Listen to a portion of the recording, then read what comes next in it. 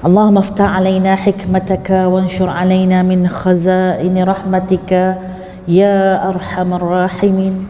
اللهم زدنا علما نافعا وارزقنا فهما واسعا. رب اشرح لنا صدورنا ويسر لنا أمورنا واحلل عقدة من ألسنتنا يفقه أقوالنا. اللهم زدنا علما نافعا وارزقنا فهما واسعا يا رب العالمين. أما بعد، أحييكم بتحية الإسلام. السلام عليكم ورحمة الله وبركاته. Alhamdulillah, syukur kehadrat Allah Subhanahu wa taala kita panjatkan pada hari ini sempena majlis penyampaian sumbangan kebajikan semurni kasih Aidilfitri 1442 Hijriah bersamaan tahun 2021 Masihi. Saya mengucapkan ribuan terima kasih kepada yang berbahagia Puan Seri Norizam binti Cik Muhammad Noor selaku Yang di-Pertua Puspanita, yang berbahagia Puan Seri Maisarah binti Mukhtar selaku Timbalan Yang di-Pertua Puspanita, dan Puan Nur Hayati binti Abdul Karim selaku Setiausaha Agung Puspanita, ahli-ahli Puspanita, juga yang diraikan sahabat-sahabat penerima daripada Persatuan Kebajikan dan Ma'at Tahfiz. InsyaAllah pada hari ini kita diizinkan, saya mungkin kali keberapa Puan Norizam ya, saya masuklah ke sini. Berada di atas pentas ini juga kali kedua yang saya ingat, di atas pentas kali kedua, dan saya mengucapkan ribuan terima kasih kepada Puspanita Kebangsaan, Masya Allah, yang dipimpin oleh Puan Seri, kerana kita kata dalam bulan yang berkat Ramadan, bulan yang berkat, kita buat majlis ilmu, subhanallah, tazkirah duha ini untuk mengisi, bukan isi perut ya, isi perut buka puasa nanti. Yang ini isi jiwa. Jiwa kita juga lapar dan perlukan makanan, perlukan gizinya. Dan keberkatan bulan Ramadan ini juga diangkat ruhnya, yang mana antara ibadah yang sangat-sangat sinonim dengan Ramadan iaitu zakat fitrah, yang mana tak ada di dalam bulan selain pada Ramadan. Kalau ayah-ayah dah bayar ke belum? Ramai yang angguk juga ni. Katalah kalau terlupa, dah sampai 15 Syawal dah baru teringat, datang ke jumpa imam, macam mana ni imam, saya nak bayar ni. Imam kata sorry lah kan, zakat fitrah Ramadan je. Kami di PPZ pun kalau orang datang nak bayar qada untuk zakat fitrah, kita tak ada item zakat fitrah. Zakat fitrah tu item dia dah mati dah bila luar pada Ramadan. Dia akan jadi apa? Sedekatul wajib. Dia wajib qada tapi nama dia dah tak ada dah zakat fitrah. Sedekah wajib tinggal. Nak katanya sinonimnya Ramadan dengan ruh infak, ruh memberi. Ibu-ibu, ayah-ayah, tuan-tuan dan puan-puan yang saya kasihi kerana Allah Subhanahu wa taala, hari ini kita duduk dalam majlis ilmu sempena sumbangan kepada orang-orang yang kita kata bertuah untuk hari ini bersama dalam majlis kita, dan rupanya ada lagi yang bertuah selain pada yang dapat sumbangan tersebut. Rupanya hari ini kita nak bercerita yang memberi itu lagi bertuah. Apakah di sebalik perintah anfiqu, Allah suruh kita berinfaklah, memberilah, keluarkanlah harta kita ataupun sebahagian daripada harta kita. Hari ini kita nak cerita apakah kelebihannya, apa yang kita dapat apabila kita kongsi rezeki bersama, apa yang kita dapat yang Allah bagi hadiah ataupun imbalan Apabila seseorang itu bukan sahaja dia mengisi tembolok dia, minta maaf lah, saya orang Johor kadang-kadang kalau orang tu tamak sangat, dia tak cakap tamak dah ibu-ibu, haloba pun dia tak cakap, tapi dia kata penuhkan tembolok. Maksudnya apa yang kita dapat, apa yang kita ada, bukan sahaja untuk diri kita. Yang ini kita sebut, kita bukan sahaja mengisi perut kita, mengisi tekak-tekak kita, tapi kita berusaha ataupun apa yang kita ada, kita kongsi bersama dengan orang lain. Apakah janji dari Allah kepada orang yang begini? Apakah yang mereka akan dapat? Yang pastinya, yang tak boleh kita tukar ataupun tak boleh kita rasa, kecuali apabila kita menjadi penyumbang, kita dapat rasa yang pertama, rasa bahagia, rasa ketenangan. Kalau kita bagi contoh lah ya, anak kita nak satu mainan, dia dah idam lama dah. Sebab saya anak kecil lagi, anak 4 tahun dengan 7 tahun. Puan Seri anak saya ni tengah kalau dapat mainan tu macam dapat dunia dan seisinya lah, begitulah. Umur-umur begitu. Kalau dapat mainan tu, katalah dia nak, anak saya lelaki tapi dia suka binatang. Jadi dia belilah jenis-jenis macam flashy tu, panda ke, penguin ke, tak kisahlah. Bila dia tengok dan dia tunggu, sekarang ni online semua kan, datang ke rumah, punya excited dia sampai tidur pun bawa sekali. Bukan sekadar tidur, nak pergi sekolah ni siap bagi ke adik-adik jaga abang punya penguin ya. Siap bagi nama. Bagi nama, suruh adik jaga. Kirimkan kepada adik sewaktu dia tinggalkan apa yang dia dapat tadi tu. Ini kebahagiaan, gambaran anak-anak kita, tuan-tuan dan puan-puan, bila dia dapat sesuatu dia sangat bahagia. Bagaimana orang yang bagi, yang memberikan kepada anak tadi, kitalah ibu dan ayah. Bila tengok anak tadi bahagia, adakah bahagia yang kita rasa sama ataupun setimpal dengan bahagia yang anak rasa? Yang saya rasa, yang saya lebih lagi rasa bahagia berbanding dengan penerima sebenarnya.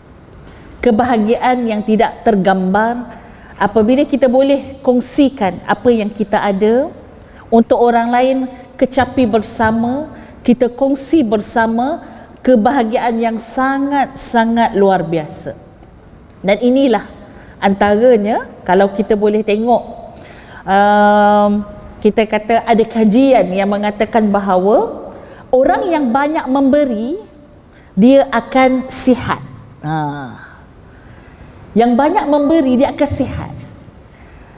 Apabila kita gembira, ada hormon yang akan keluar daripada tubuh badan kita, dan enzim yang akan keluar pada tubuh badan kita, yang mana hormon tersebut akan menyebabkan kita tenang, akan membuatkan kita rasa relax.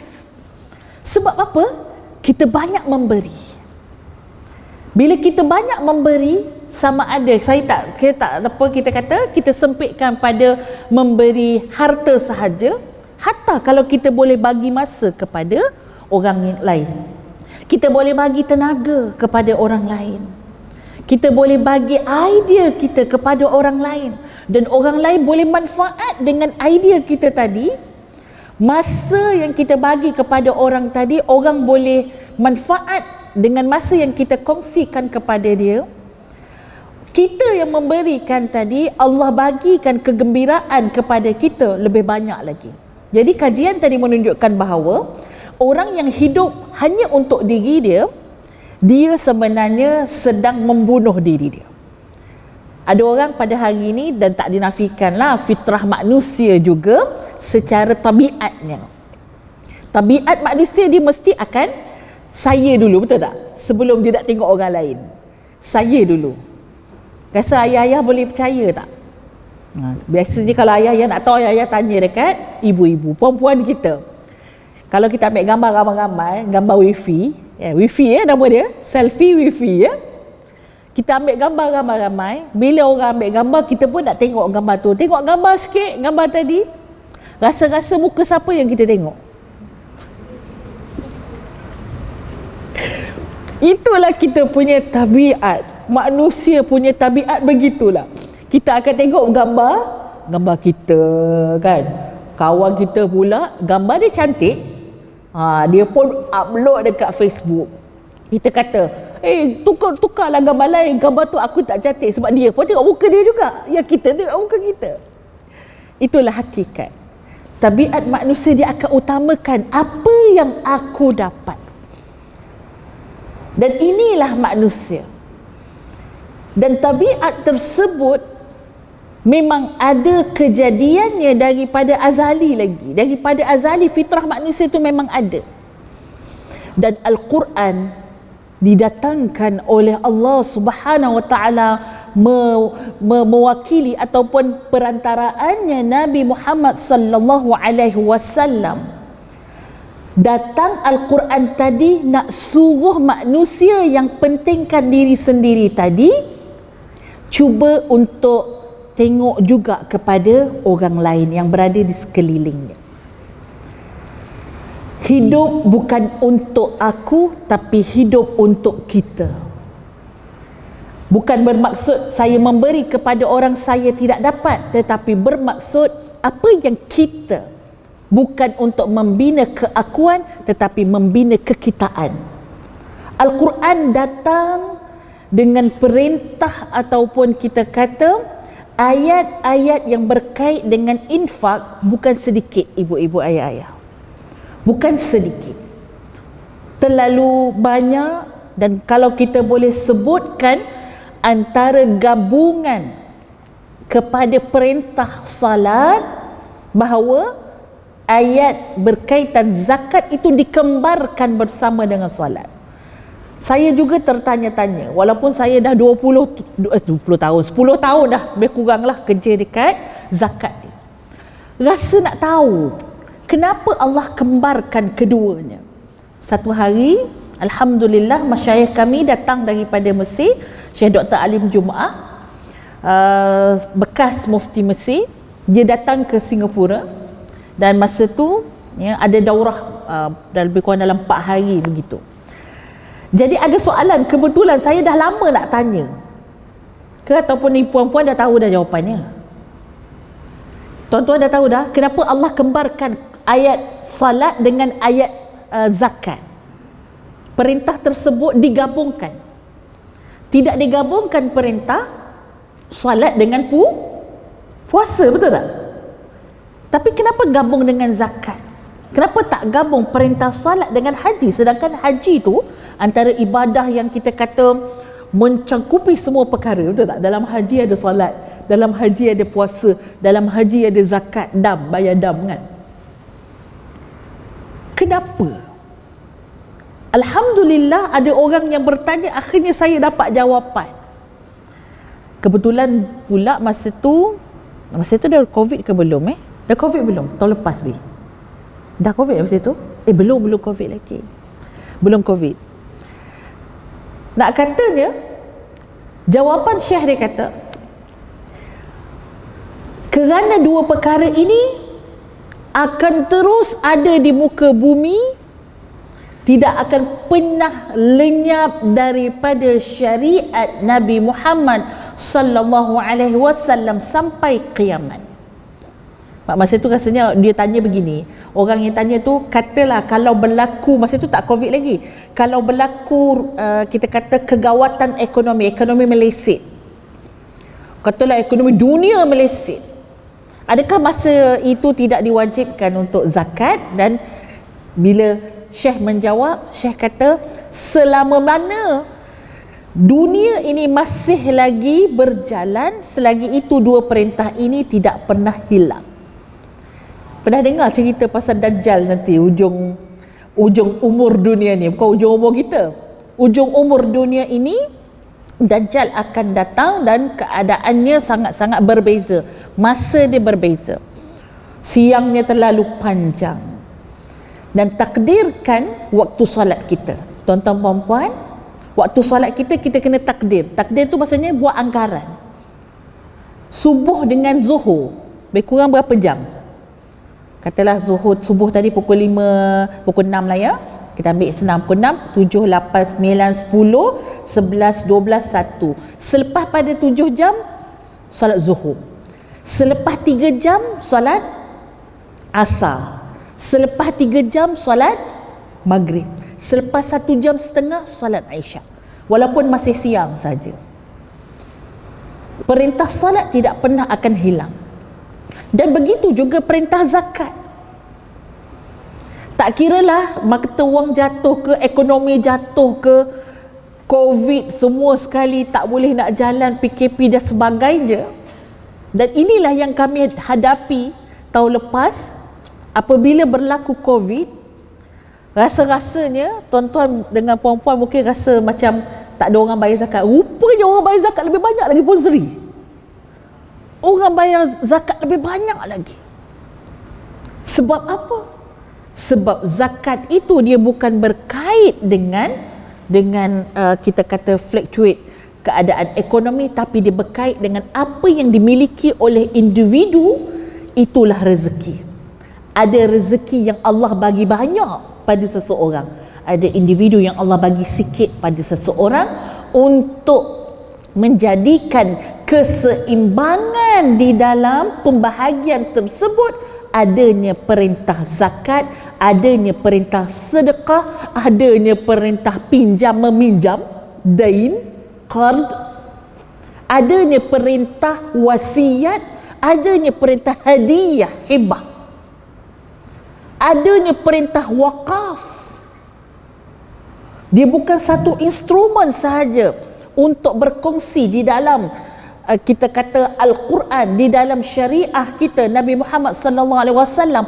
Ada banyak terms dia, ada banyak cara dia, tetapi matlamatnya satu, tuan-tuan dan puan-puan.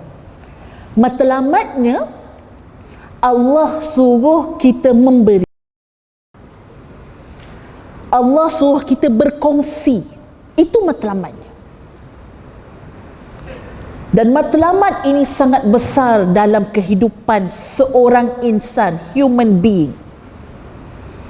Apabila manusia itu dia hanya menyimpan ataupun menggunakan untuk diri dia, dia akan berlaku jam, berlaku mudarat pada diri dia. Mungkin kita boleh ambil satu contoh. Hari ini semua bernafas, benar? Walaupun pakai mask kena nafas juga kan? Kita tarik nafas, kemudian boleh kita tarik lagi, kita kena keluar dulu tak? Kita tarik dan hembus, betul tak? Bayangkan kalau kita tarik sebab kita kata oksigen ni bagus. Kalau tak cukup oksigen ni boleh pengsan. Orang yang sakit COVID juga, antara permasalahan yang utama ialah tak cukup oksigen, maka diberi bantuan pernafasan, baru rasa lega. Sebab dia kacau pada kita punya pernafasan kan, paru-paru kita.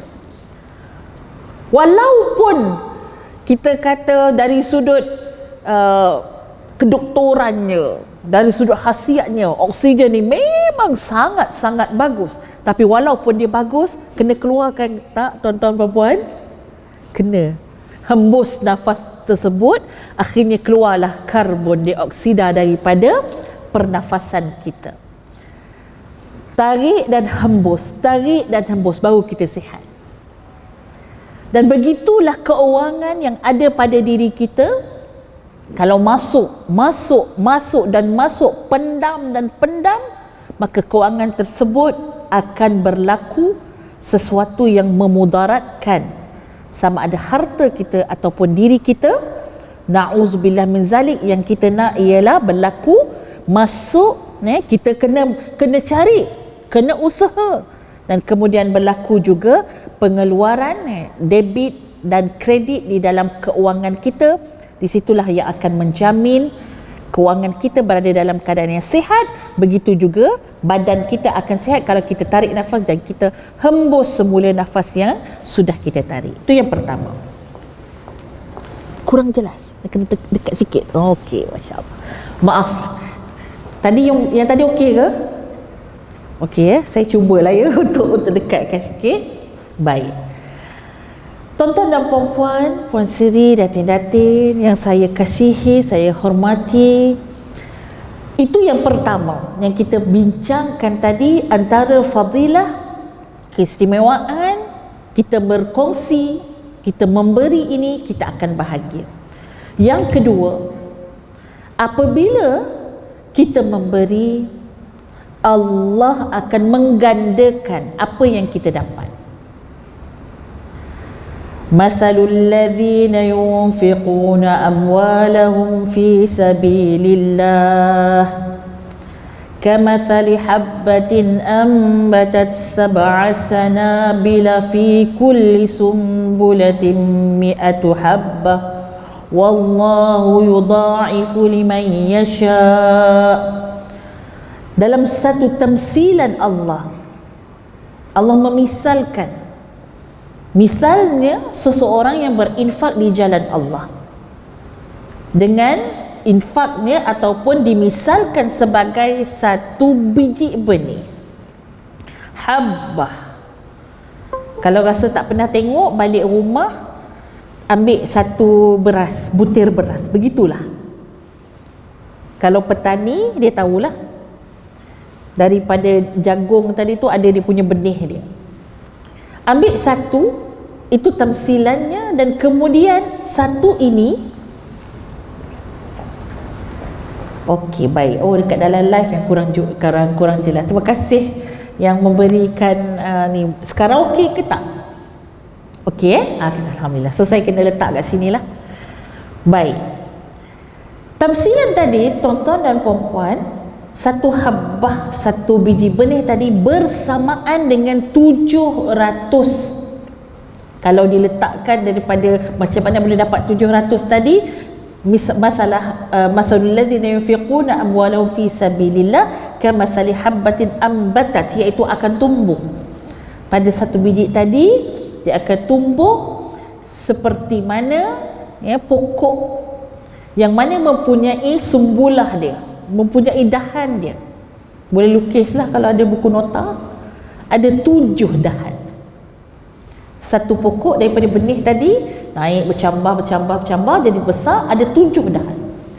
Pada setiap dahan ada mi'atu habbah, telah datang hasilnya atau buah dia. Pada setiap satu dahan ada 100 biji buah.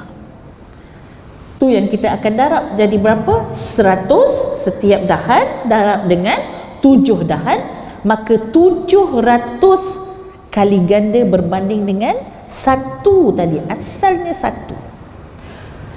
Wa yudha'ifu liman yasha', dan Allah boleh gandakan lebih lagi daripada 700 kalau Allah kehendaki. Tuan-tuan perempuan pernah dengar tak orang-orang yang sudah diberikan rezeki untuk menjadi jutawan?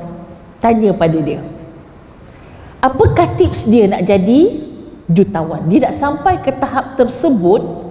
Banyaklah cerita kita boleh baca, antaranya yang saya pernah dengar lah, dari pengutip sampah menjadi jutawan. Pernah baca tak buku tu?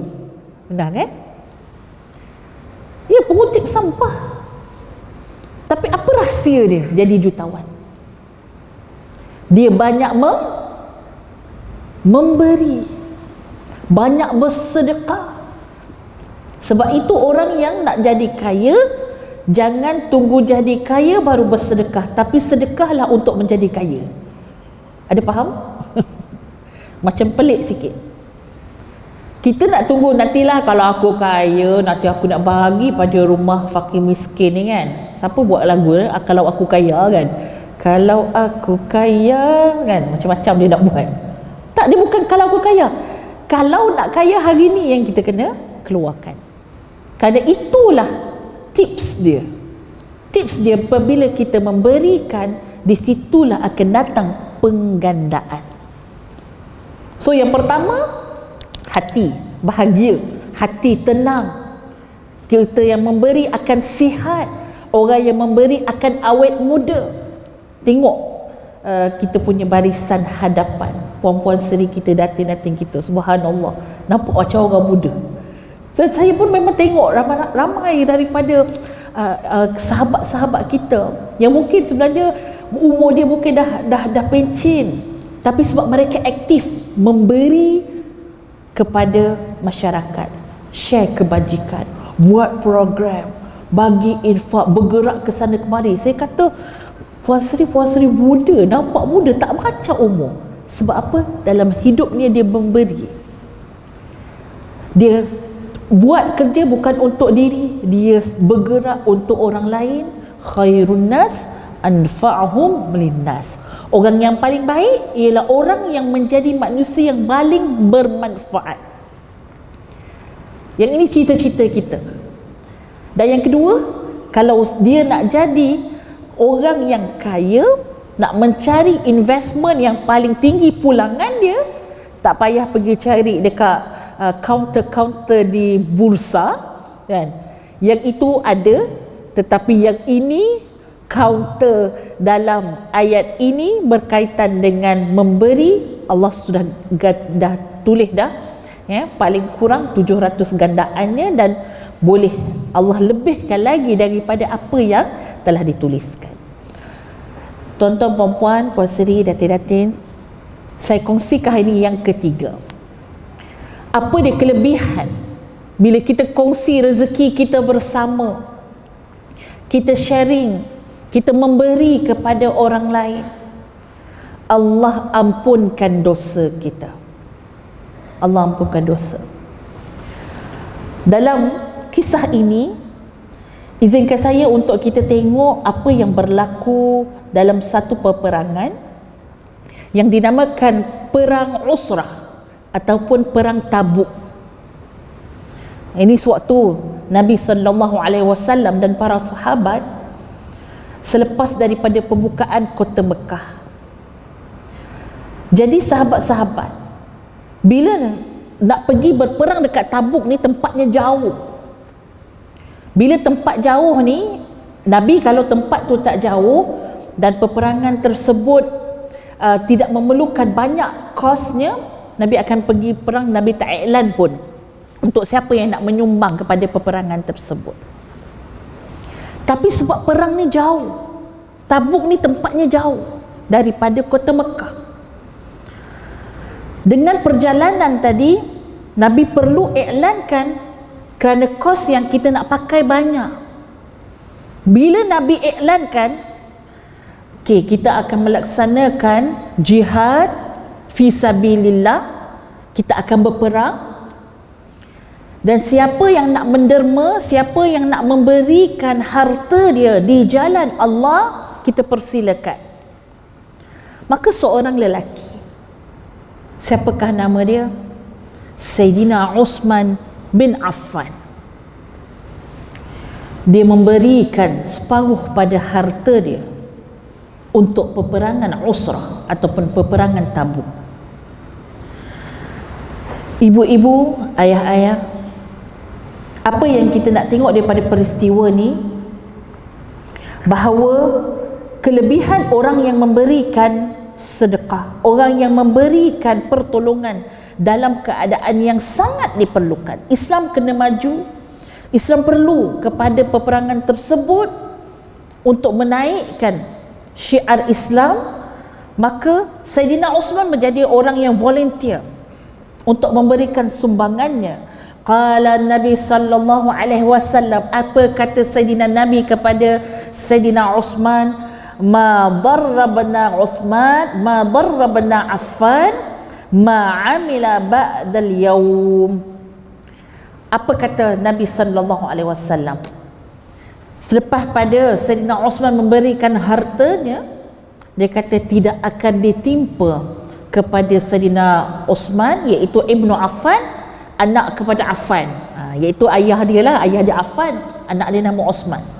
Tidak ditimpa kepada anak Affan ini sesuatu mudarat selepas daripada ini, kerana sedekah yang telah dia lakukan. Difahami daripada peristiwa ini, Sayyidina Uthman bin Affan dengan sesuatu yang diberikan dalam keadaan yang sangat perlu, Tuan-tuan, puan-puan, hari ini adakah orang yang sukar, yang survive dengan keadaan ekonomi sekarang ni, mereka perlu ataupun mereka malas? Jawapannya ialah mereka perlu. Keadaan sangat mendesak. Dalam keadaan yang sangat mendesak ini, kita mengeluarkan harta kita untuk kita bagi kepada mereka, dan inilah ganjaran yang Allah bagi, iaitu orang yang melakukan suatu sedekah sewaktu sangat-sangat diperlukan sedekah tersebut, Allah mengampunkan apa yang telah dia lakukan, dosa-dosa yang telah lalu dan dosa yang akan datang. Sebab itu ibu-ibu, ayah-ayah, tuan-tuan, puan-puan, puan seri dan datin-datin sekalian, kita boleh melihat Saidina Osman bin Affan tergolong daripada 10 orang sahabat yang dijamin syurga. Dan kalau kita tengok sendiri, daripada 10 orang tersebut, Saidina Abu Bakar, dia kalau dengar, contohlah sebelum kita pasal Saidina Abu Bakar, kita sebut Saidina Umar dulu. Saidina Umar bila disebutkan Islam, Nabi, Allah perlukan perbelanjaan, dia lah orang yang akan orang kata paling cepatlah infakkan. Tapi Saidina Abu Bakar, dia bila dengar sahaja Nabi perlukan bantuan keuangan, dia menjadi orang yang paling banyak menginfakkan harta dia. Dalam 10 orang sahabat tersebut yang dijamin syurga, itulah juga Saidina Abdul Rahman bin Auf yang memberikan kekayaannya buat Islam. Dan sahabat-sahabat, tuan-tuan dan puan-puan, ini antara kekuatan untuk menjadi ahli syurga, kena banyak memberi, kena banyak berinfak. Kenapa? Rupanya infak tersebut dihapuskan dosa kita. Kita ni kan, Allahu Akbar, dosa dengan suami, kalau kita lah isteri dah. Yang suami dosa dengan isteri. Kita anak kan, kita ada dosa dengan mak ayah, kita ada dosa dengan jiran, itu dengan orang lain. Tu tak kira lagi dosa dekat Facebook, Puan Seri, dosa dekat laman sosial, tak cerita lagi. Dosa dengan diri kita sendiri, dosa mata, tak jaga mata. Ni tak ada kaitan dengan orang, tapi dengan kita sendiri. Mulut kita, ada mulut tapi tak berzikir, ada mulut menyakitkan hati orang yang mendengar. Kita ada tangan tapi tidak membantu, kita ada kaki tapi tak pergi dekat masjid, tapi tak pergi dekat tempat-tempat yang baik. Inilah yang menyebabkan manusia itu menjadi berat, manusia itu menjadi dekat dengan marahnya Allah kerana dosa-dosa, kemungkaran yang berlingkar kepada diri kita. Inna sadaqah tudfi'u ghadaba rabbi. Maka ketahuilah, wahai manusia, sesungguhnya sedekah itu memadamkan marah Tuhanmu. Ingat, kita buat dosa Allah tak marah ke? Cuma baiknya Allah kepada kita, umat Nabi Muhammad sallallahu alaihi wasallam, walaupun banyaknya dosa yang dilakukan oleh umat Nabi Muhammad ini, hatta disebutkan bahawa dosa-dosa orang dahulu berkumpul di dalam umat Nabi Muhammad. Contoh begini, kalau kita tengok menyembah berhala, generasi ataupun orang pertama, generasi pertama yang menyembah berhala, soalan cepu cemas lah, siapa boleh jawab? Sebab sekarang susah sikit kan, nak pakai mask, jadi tak nampak mulut tu kan, nak sebut Nabi siapa kan, bukan Nabi lah, dia punya kaum dia. boleh buat teka-teki dengan anak-anak balik ni ataupun dengan kawan dekat Facebook. Siapakah umat ataupun manusia generasi pertama atas muka bumi Allah yang menyembah berhala? Rasa-rasanya siapa? Tak gerti nak jawab lah Ustazah. Tak apalah, saya bagi jawapan. Saya bagi soalan, saya je jawab ya. Boleh begitu? Umat Nabi Nuh alaihi salam. Jawapannya, masa umat Nabi Adam alaihi salam, umat Nabi Idris alaihi salam ni nabi yang ketiga.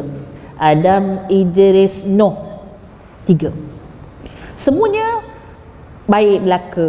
Nakal adalah, nakal-nakal biasalah, tapi dia tak sampai syirik pada Allah.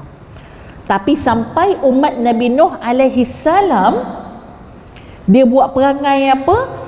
Masa ada 5 orang-orang yang saleh di kalangan orang ataupun umat generasi Nabi Idris tu, mereka ini mula-mula sayang, lama-lama syaitan bisik. Syaitan kata, sayang tak guna juga sebab dia orang dah mati, kau buatlah berhala untuk memperingati, kata syaitan macam tu. Tu dia punya politik syaitan lah. Syaitan kata buat dulu. Maka mereka pun buat, jadi buat berhala. Masa zaman itu memang dibenarkan lagi untuk mengukir patung dengan ukiran manusia, benda hidup ni. Sekarang tak boleh lah kan? Sekarang tak boleh lah. Statue tu bentuk orang tak boleh ya? Saya masa pergi Amerika tengok, ya Allah kan, mereka ni memang suka statue kan? Sana sini semua statue kan? Berhala-berhala tak boleh. Tapi lama-lama syaitan dia cucuk jarum. Syaitan kata, kan, dah kamu sayang kan, kamu ambillah berkat. Bila ambil berkat lama-lama jadi sembah. Tu permulaan. Saya nak tanya, hari ni ada tak dekat dalam generasi ataupun kita kata penduduk bumi sekarang ini yang menyembah berhala? Ada tak? Kan, ada. Tu penyakit pertama. Penyakit kedua, kita tengok penyakit umat Nabi Lut alaihi salam, homoseksual. Dan Allah bagi tahu ini adalah kaum pertama yang melakukan penyakit tersebut. Sebelum tu tak ada orang buat kerja-kerja macam tu. Hari ni ada tak? LGBTQ, tambah lagi Q pula. Dulu LGBT je, tambah sekarang LGBTQ. Ada tak? Ada umat kita berniaga, ataupun kita kata monopoli, ataupun kita kata kapitalis di dalam perniagaan. Ni penyakit umat siapa? Penyakit umat Nabi Shu'aib, kaum Madian, ataupun nama lain dia Ashabul Aikah. Ada yang katakan Aikah ni pokok sebenarnya. Jadi mereka ni sembah pokok. Ada juga perangai masyarakat kita kan, tok nenek cucu nak lalu, bila masa dia jadi cucu kepada pokok tu kan. Kalau nak masuk hutan macam tu kan, sebut begitu, menyembah pokok. Ada juga perangai pada umat kita. Penyakit apa lagi yang disebutkan ataupun yang menyebabkan umat zaman dahulu tu sampai Allah marah? Allah hantar tentera-tenteranya, ada yang bentuk angin, ada tentera yang bentuk api, ada tentera yang bentuk air, ada tentera yang bentuk bunyi sehingga mati. Tuan-tuan puan-puan, nak bagi tahu, bila kita buat benda dosa, Allah marah. Allah amat cemburu apabila umat dia, hamba dia, yang segala-galanya Allah bagi percuma. Mata kita Allah bagi, tangan kita Allah bagi pinjam, harta kita Allah bagi, rumah kita Allah bagi, pasangan kita Allah bagi, anak kita pun Allah bagi. Dengan nikmat yang kamu ada, kamu buat maksiat kepada Allah. Muka tak malu, betul tak? Muka tak malu siapa? Kita ni muka tak malu. Tapi sedarlah kita, kerana 2 perkara yang masih ada. Yang pertama, sewaktu Nabi SAW masih ada di muka bumi ini, selagi mana Nabi ada, selagi itu Allah tidak akan hancurkan umat kita sebagaimana umat zaman dahulu. Allah tak bagi habis semula, bagi azab licin semua. Dan juga selagi mana ada lagi manusia yang beristighfar. Istighfar tak tuan-tuan puan-puan? Astaghfirullahalazim, astaghfirullahalazim. Dalam muka bumi ini, selagi mana ada orang yang beristighfar, tidak akan hancur semua bumi ini, kerana Allah akan ampunkan kita. Dan hari ini Allah boleh hantar tentera tersebut untuk menghancurkan individu dan banyak perkara yang kita nampak depan mata kita. Start daripada Ramadan, yang saya nampaklah banyak berlaku ialah malam sebelum Ramadan ribut. Dan semalam pun dikabarkan kalau tak silap area-area di Selangor lah ya, pokok tumbang lagi kan.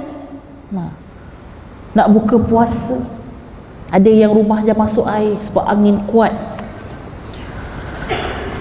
Allah kalau nak bagi, Allah boleh bagi, tapi kita ingat bahawa yang boleh memadamkan kemarahan Tuhan ialah sedekah. So why not?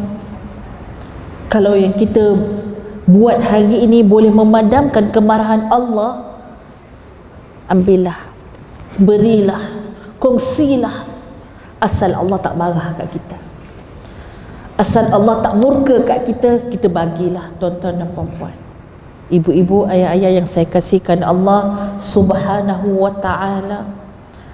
Allah menjadikan seseorang yang tanpa dosa itu tempatnya di mana? Nombor 4, kelebihan sedekah. Siapa yang bersedekah dikala orang sangat memerlukan, mereka ini akan diampunkan dosa sebelum dan sesudah, dan kemudian mereka tiada tempat lain yang lebih layak untuk orang yang tiada dosa, iaitu di syurga. Tempatnya di syurga. Allahumma ja'alna minhum, ya Allah jadikanlah kami penghuni syurgamu, amin, amin ya rabbal alamin.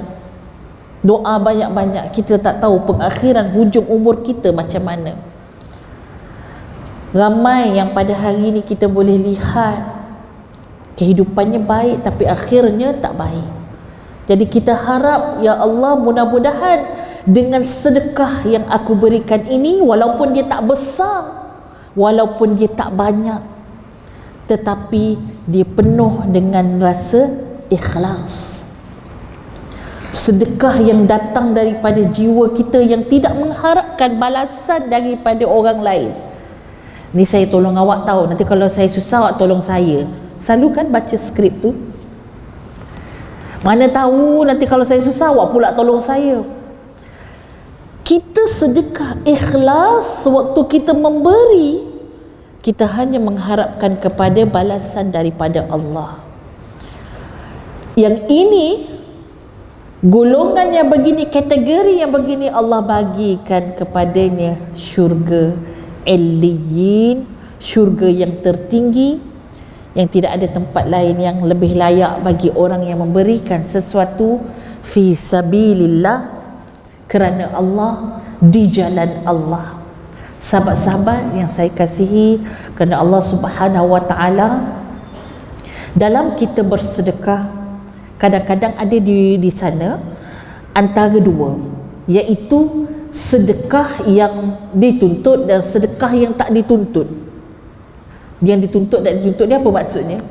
Ada orang sedekah tapi kadang-kadang sedekah yang mamduh, yang tidak mazmum, sedekah yang dicela. Contoh, kalau saya boleh kongsikan satu perkataan ya,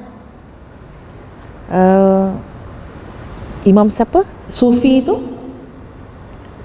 Iraq, di Iraq, Jailani, Imam Jailani. Itu suami saya, suami saya tu. Dia antara sufi, maksudnya orang yang tasawuf, dan dia punya nasihat-nasihat dia sangat-sangat hikmah. Perkataan dia kata, lebih baik kita memberi makan kepada orang yang sangat memerlukan, yang kelaparan berbanding dengan membina 1000 masjid. Saya cerita kat tuan-tuan dan puan-puan hari ni kerana saya baru mendapat soalan daripada sebab saya kadang-kadang kalau dalam majlis-majlis ilmu ni saya bagi nombor telefon, kalau ada apa-apa persoalan boleh bagi saja soalan tu kat WhatsApp. Sebab senang kan sekarang, WhatsApp senang kan, mudah. Jadi bila saya bagi nombor telefon tu, dia pun tanya, dan saya rasa macam saya bertanggungjawab. Saya rasa saya perlu share sebab saya tak semua apa yang saya rasa orang tahu dan betul orang tahu. Ada orang yang kadang-kadang basic line lah, basic.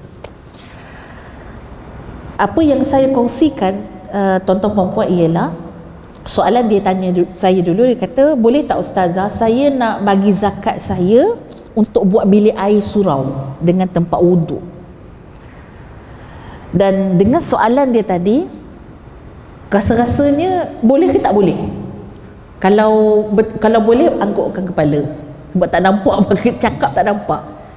Duit zakat, dia nak bayar zakat ni. Dia nak bayar zakat untuk buat bilik air dengan apa nama tu? Nama dia? Tempat wuduk dekat surau. Boleh ke tak boleh? Kalau boleh, angguk.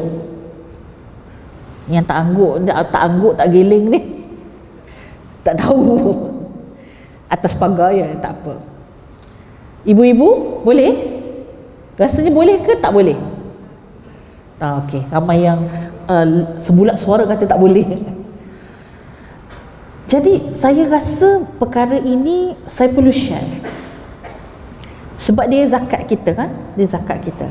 Dan memberi ni memang bagus, tapi ada benda perlu dia ada SOP lah.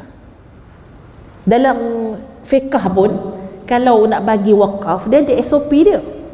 Dia tak boleh campur antara wakaf dengan sedekah. Sebab wakaf ni dia punya basic dia adalah aset. Kalau kita bagi, misalnya kata bai muamalat kan, kita bagi wakaf tunai, nanti mereka pun akan tukar juga jadi aset. Dulu-dulu orang kampung-kampung kan nak wakaf tanah, betul tak? Wakaf rumah. Jadi wakaf ni mesti basic dia adalah aset. Pinjam pun ada SOP dia. SOP pinjam tak boleh ada riba. Tu SOP dia. Hibah pun ada dia punya SOP dia. Kalau dah kau bagi hadiah, tak boleh minta balik.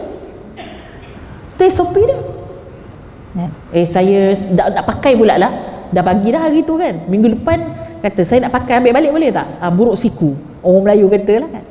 Ini tercela. Jadi bila kita sebut zakat pun ada SOP dia. SOP zakat, dia tak boleh kita berikan kepada kepada bunyan ataupun kepada bangunan. Tapi kerana apa? Basicnya, usulnya ialah yang lebih utama kalau kita tengok asnaf zakat is innamas sadaqatu lil fuqara'i wal masakin wal 'amilina 'alaiha ila akhir ayat, ialah insan. Betul tak? Manusia, human. Kerana benarlah kata Imam Jailani tadi, memberi kepada manusia lebih baik daripada kamu membina 1000 masjid. Alasannya kenapa? Kita boleh solat walaupun tak ada masjid, betul tak? Allah jadikan umat Nabi Muhammad ni antara khususiyat dia, kalau umat Nabi Musa tak nak solat kena cari tempat, kena cari masjid. Tapi umat Nabi Muhammad dekat mana-mana, dekat bawah ni, dekat atas ni, dekat luar tu, semua boleh solat. Maka tak perlukan bangunan untuk solat. Yang perlu apa? Manusia perlu untuk makan. Manusia perlu perlindungan, perlu rumah. Kalau hari ni manusia perlu pendidikan. Manusia perlu dekat rumah tu perlu kena ada kuhrabak, kena ada elektrik dan sebagainya untuk manusia itu boleh hidup. Mungkin dia boleh hidup tapi hidup yang tanpa, yang kesusahan lah apabila tak ada elektrik. Maka dia boleh hidup dengan kelangsungan hidup tu boleh dibina. Maka manusia itu muqaddam. hak manusia itu lebih utama, dan sebab itu zakat itu diberikan kepada manusia. Sedekah, ada sedekah yang mamduh, antara sedekah yang mamduh pula, yang mazmum. Antara sedekah yang mazmum ialah apabila sedekah yang tercela, apabila kita memberikan sesuatu yang buruk. Contoh, bila banjir berlaku, kita pun bagi sedekah, kumpul baju-baju kita yang semua dah tak boleh pakai, yang tak ada butang, yang koyak, semua tu kita pergi lambakkan dekat pantai timur, kawasan yang kena banjir. Dahlah orang sana tu, apa kita kata, dalam keadaan yang sukar begitu, terpaksa pula nak menguruskan baju-baju yang tak boleh pakai pun. Ini sedekah yang tidak baik. Maka gunalah penelitian kita sebelum kita nak memberikan sedekah tadi. Mudah-mudahan dia boleh memberikan sesuatu yang lebih bermanfaat kepada orang yang kita bagi, dan mudah-mudahan di sanalah menjadi tempat ataupun kita kata batu loncatan untuk kita. Dengan sedekah tadi kita jadi lebih tinggi martabat kita di sisi Allah Subhanahu wa taala. Itu yang kelima, fadlu sedekah ialah menaikkan martabat kita di sisi Allah. Jadi kita repak balik apakah perbincangan kita pada hari ini, iaitu orang yang memberi, yang pertama dia akan bahagia. Orang yang memberi Allah akan ganti dan ganda, 2G, ya, G kuasa 2. Allah akan ganti apa yang dia bagi dan Allah akan ganda. Yang ketiga, orang yang bersedekah akan diampunkan dosa dia oleh Allah. Bila Allah ampun dosa, Allah hilang murka pada diri dia. Yang keempat, orang yang bersedekah akan dimasukkan ke dalam syurga Allah. Allahumma ja'alna minhum, ya Allah jadikanlah kami daripada ahli syurgamu. Dan yang kelima ialah orang yang bersedekah akan ditinggikan darjatnya di sisi Allah Subhanahu wa taala. Dan inilah yang kita semua idam-idamkan, selagi roh masih lagi ada di dalam jasad kita, kita tak nak nanti seperti dalam surah Al-Mu'minun, apabila kita mati kita minta pada Allah untuk kembali untuk bersedekah. Dan mudah-mudahan berkat Ramadan kali ini semua dipermudahkan urusan. Selamat mencari Lailatul Qadar. Malam ini malam yang ke-20 25 insya-Allah, malam ganjil. Dan kemuncak 27 hari Sabtu malam. Jom kita sama-sama taharrau, kan, kita mencari benar-benar malam Lailatul Qadar. Idul Fitri juga kan, tapi yang ni belum settle lagi ni, bab Lailatul Qadar belum settle lagi. Kita jangan persisikan setiap saat dan waktu yang ada dalam bulan Ramadan. Satu, tasbih yang kita sebut di dalam bulan Ramadan. Tasbih tu apa? Bukan biji tasbih tu, ya. Tasbih tu maksudnya subhanallah. Sekali tasbih datin, kita subhanallah dalam bulan Ramadan lebih baik daripada 1000 kali tasbih yang kita sebut di luar Ramadan. So tak payah tengok Netflix lah, tak payahlah tengok Running Man, tak payahlah tengok benda-benda yang membuang masa kita, sedangkan masa-masa dalam Ramadan sangat-sangat berharga. Aku lu qauli hadza wa astaghfirullahal azim li wa lakum. Saya mengucapkan ribuan terima kasih kepada Puspanita Kebangsaan, kepada Puan Seri, kepada datin-datin yang bersama kita pada hari ini, kena memberikan ruang ini untuk kita berkongsi bersama. Terima kasih tuan-tuan dan puan-puan. Mohon maaf atas segala kekurangan. Terima kasih atas perhatian. Assalamualaikum warahmatullahi wabarakatuh.